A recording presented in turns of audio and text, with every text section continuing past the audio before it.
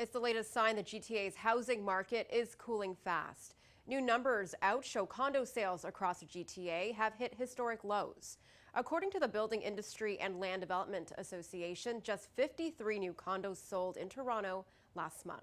This is a historic downturn. There's absolutely no question. The new report shows across the GTA, only 155 new condo units changed hands.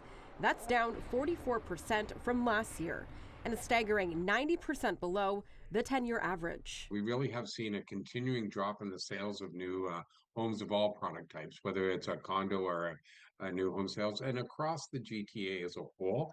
And really, what is behind that is that the cost to build, what it takes to put that product to the market, has gotten to a point that is too high. Data from the report shows that the single-family home market is also struggling, with just 283 sales recorded in the GTA in September, down 16% from last year and 61% below the 10-year average.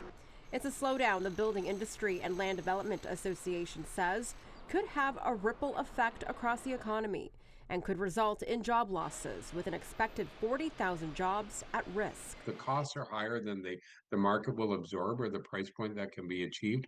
And that is largely driven by the government fees and taxes that are put on new housing, which is about 25% of the total cost. The industry is calling on governments to step in, urging Ottawa to cut the GST on new home builds to help stimulate demand and keep projects alive. Seeing projects canceled, we're seeing projects not completed, we're seeing projects not brought to market, and we're also seeing layoffs within the sector. So the impacts are being felt. Meanwhile, resale listings are still moving, but just at a slower pace.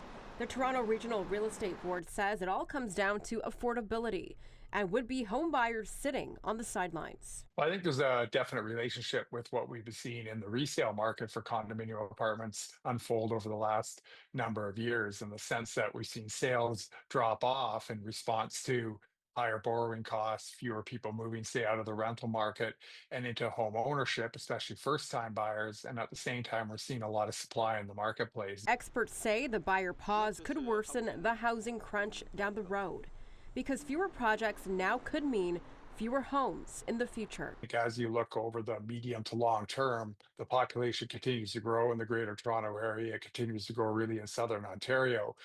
So long term, there is going to be demand for new home types. Melissa Nakhavoly, City News.